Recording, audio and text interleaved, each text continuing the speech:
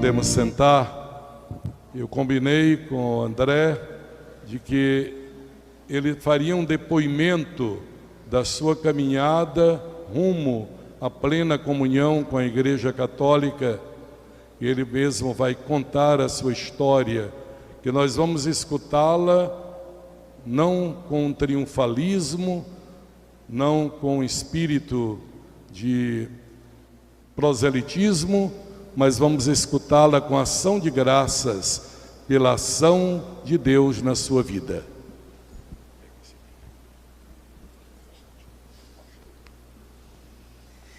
Boa noite, irmãos e irmãs. Meu nome, como já foi dito, é André. Eu tenho 35 anos, sou natural de Campinas, São Paulo, mas moro aqui no Piauí já faz 11 anos. Eu sou casado, tenho 2 filhos e eu tenho um histórico, antes de vir para a Igreja Católica, de ser protestante.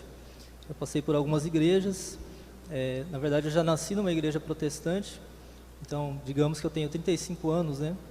Numa igreja protestante, fui batizado aos 15, então tenho 20 anos aí de convertido numa igreja protestante, e desses 20 anos eu passei 7 anos da minha vida como pastor, e desses 7 anos, 5 também foram dedicados à docência, ao ensino teológico num seminário protestante. Eu vou contar aqui para os irmãos um pouquinho dessa história, né, de como de protestante eu cheguei aqui à Igreja Católica, né?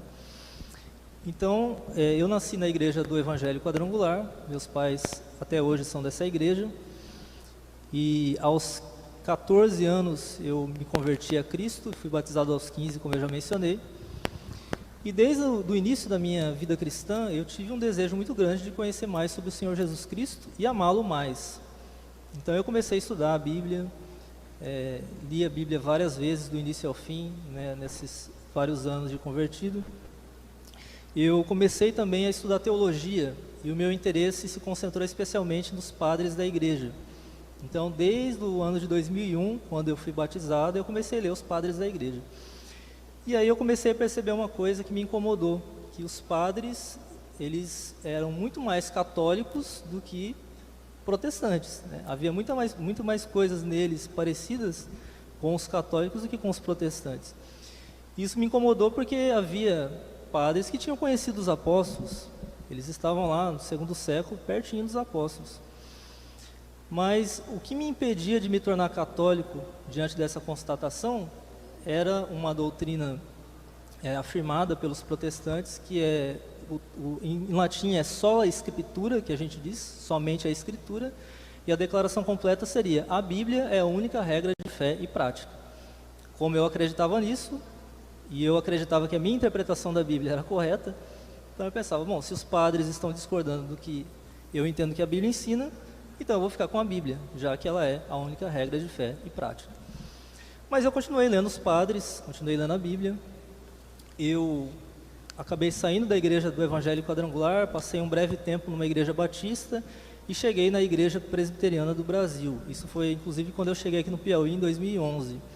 E eu já vim para a Igreja Presbiteriana do Brasil para fazer um seminário, me tornei seminarista, depois fui ordenado como pastor e continuei estudando a Bíblia, teologia, os padres da igreja. Até que chegou um momento no ano de 2019 em que eu passei por uma crise, que eu comecei a perceber que o meu cristianismo ele era incompleto.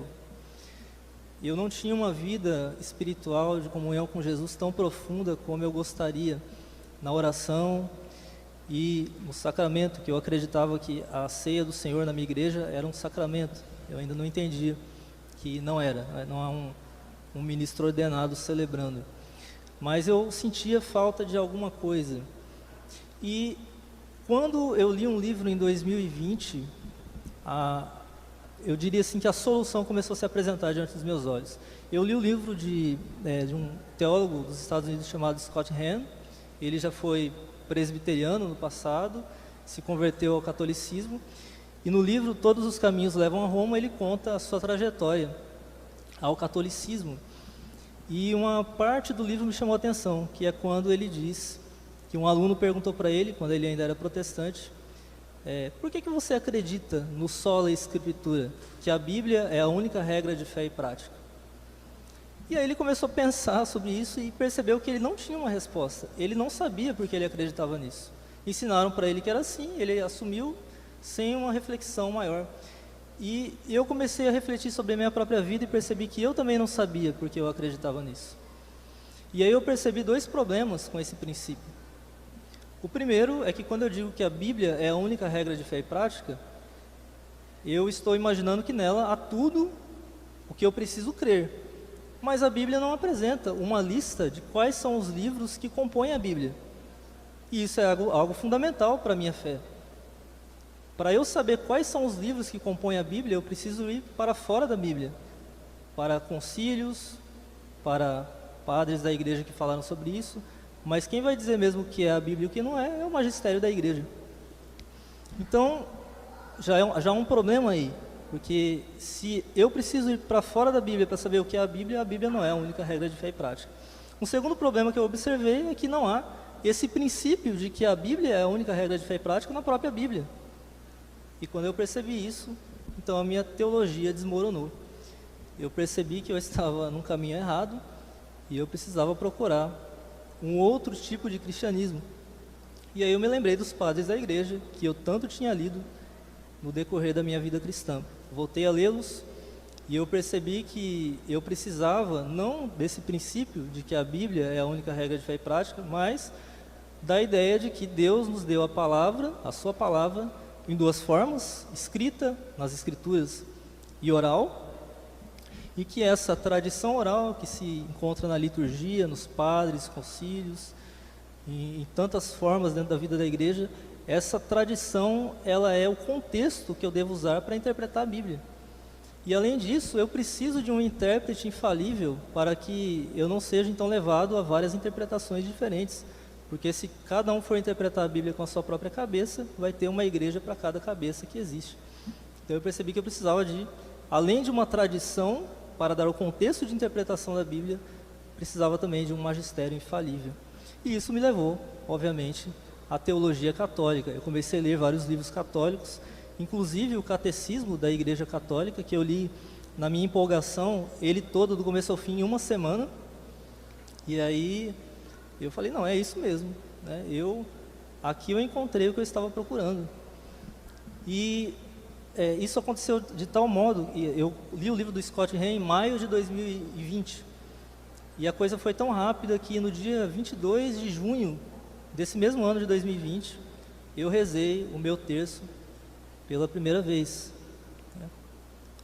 E foi um dos momentos mais emocionantes da minha vida, em que eu rezei pela primeira vez na vida a Ave Maria, que eu nunca tinha rezado, e já rezei logo o terço, os mistérios gozosos, foi uma segunda-feira. E desde então, eu comecei a ter uma vida católica dentro da igreja presbiteriana, em segredo, porque como pastor eu dependia do sustento da igreja e comecei a tentar encontrar formas de me ligar logo à igreja católica. Mas enquanto isso não acontecia, eu comecei a rezar o terço diariamente, a liturgia das horas, fazer a leitura orante, a Lectio Divina. Comecei a assistir à missa aos domingos, comecei a praticar a abstinência e o jejum que a igreja prescreve em dias determinados, e comecei a tentar viver o máximo que eu podia como católico. E me tornei devoto de alguns santos, especialmente um santo chamado São John Henry Newman, que foi um ex-protestante, pastor inclusive do século XIX, que se converteu ao catolicismo e até se tornou cardeal. Ele foi canonizado. Eu encontrei na igreja católica aquilo que eu estava procurando, aquela espiritualidade mais profunda. Eu percebi que a comunhão que eu queria com Jesus, que era o que eu queria desde o início da vida cristã, amar, conhecer e amar mais a Jesus, eu só poderia encontrar na igreja católica, porque aqui há uma vida de oração muito profunda, uma coisa que não há em nenhum outro lugar. Jesus presente em corpo, sangue, alma e divindade na Eucaristia. Isso não há em nenhum outro lugar. E quando eu percebi isso, eu sabia que era esse realmente o lugar onde eu deveria estar. Bom, irmãos, para resumir, né, isso foi em 2020, essas descobertas. Eu fiquei algum tempo tentando sair da igreja onde eu estava e vir para a igreja católica, até que chegou novembro de 2021, e nesse tempo eu conheci o Cristiano, que é o meu padrinho de crisma, e ele me apresentou então Dom Jacinto, com o qual eu comecei a conversar e que começou a me ajudar então nesse processo de integração à Igreja Católica, com conselhos, com orações, tanto de forma presencial quanto à distância. Eu tive um primeiro encontro com ele em novembro e ele me levou à capela da residência episcopal, onde eu estive diante do Cristo Eucarístico pela primeira vez. A emoção foi muito grande e o anseio de comungar desse Jesus na Eucaristia foi muito grande. Um segundo encontro que aconteceu na semana de início da quaresma deste ano, ele me permitiu participar de uma missa também na capela da residência episcopal e mais uma vez esse anseio de participar desse Jesus maravilhoso na Eucaristia acendeu no meu coração. Mas eu ainda não sabia como me integrar à Igreja Católica, até que na semana passada aconteceram eventos totalmente fora do meu controle, que me levaram a uma situação na qual não tinha mais como eu esconder a minha fé católica. Eu declarei isso nessa semana, na quarta-feira, diante de pessoas da Igreja Presbiteriana do Brasil, e assim eu fui desligado do seminário onde eu era professor, o Seminário Teológico do Nordeste. Na quinta-feira dessa semana escrevi uma carta de exoneração do Ministério Pastoral e exclusão da Igreja Presbiteriana do Brasil, e agora estou aqui para ser recebido na Igreja Católica. Na verdade, isso já aconteceu, né? E eu quero agradecer ao Cristiano, que sem ele isso não seria possível. Agradecer ao Dom Jacinto, que tanto me auxiliou nesse processo. E dizer o seguinte, irmãos, eu perdi muita coisa saindo da Igreja Presbiteriana do Brasil. Na verdade, foi uma vida que eu construí e eu perdi. Mas o que eu ganhei foi infinitamente maior. Eu ganhei Jesus. E aí eu lembro do que Paulo falou, o apóstolo São Paulo, quando ele diz que todas as coisas que ele tinha como judeu, ele considerava como nada, diante da sublimidade do conhecimento de Cristo Jesus, nosso Senhor. Então eu queria terminar dizendo o seguinte: se você é um cristão não católico, você já tem muito de Jesus, mas há muito mais que você pode ter, integrando-se à Igreja Católica, porque só aqui você tem Jesus inteiro, corpo, sangue, alma e divindade, na Eucaristia. E se você já é um católico, você já tem um banquete espiritual na casa do Pai aqui. Não deixe isso para ir procurar as bolotas dos porcos em terra estranha. Você já tem tudo que você precisa aqui. É isso, irmãos. Estou muito feliz. Graças a Deus. Glória, glória, aleluia. Glória, glória, aleluia. Glória, glória, aleluia. Louvemos ao Senhor. Glória, glória, aleluia. Glória, glória, aleluia. Glória, glória, aleluia. Louvemos ao Senhor. Pode sentar, irmãos. Eu pensei muito, André. Difícil lhe chamar de André, porque eu lhe chamei mais de um ano de pastor, né? O que poderia lhe oferecer simbolicamente nesta hora? Eu tenho, da última vez que eu fui a Roma, uma terra das catacumbas de São Calixto, daqueles cemitérios subterrâneos onde muitos mártires foram enterrados. E da sepultura de um deles eu tirei com as minhas mãos um pouco de terra. Para mim hoje o seu testemunho de fé, aquilo que eu disse na breve homilia, a igreja, a ressurreição não tem espectadores, tem testemunhas. Como você agora se torna também dentro da Igreja Católica um testemunho da fé em Cristo, quero lhe oferecer um pouco dessa terra das catacumbas, pedindo ao Senhor que, com o auxílio das testemunhas, dos mártires, você seja sempre uma testemunha de Deus.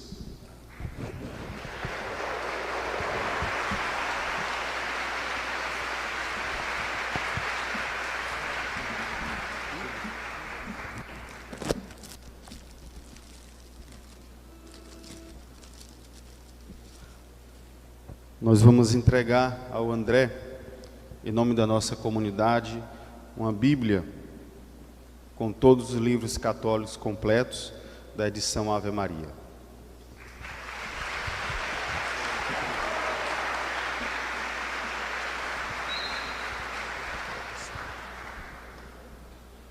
Você já declarou aqui que faz tempo que reza o terço, e até o terço que você mostrou, eu dei a ele no nosso primeiro encontro, ano passado.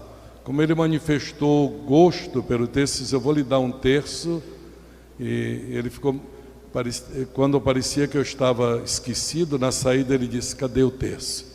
E eu fui buscar. Hoje um membro da Legião de Maria, é um grupo que tem na nossa igreja, que faz um trabalho missionário de porta em porta, e sob esse impulso missionário de Maria, que foi até Isabel levar Jesus, então uma legionária vai lhe entregar um terço. Esse terço, André, foi tocado por mim no Calvário, onde Jesus foi elevado. Então, ele é feito de madeira das oliveiras de Jerusalém, feito por cristãos árabes também convertidos ao catolicismo e que passam por muitas provações. Por isso achei que há terços mais bonitos, mas não mais significativos, né?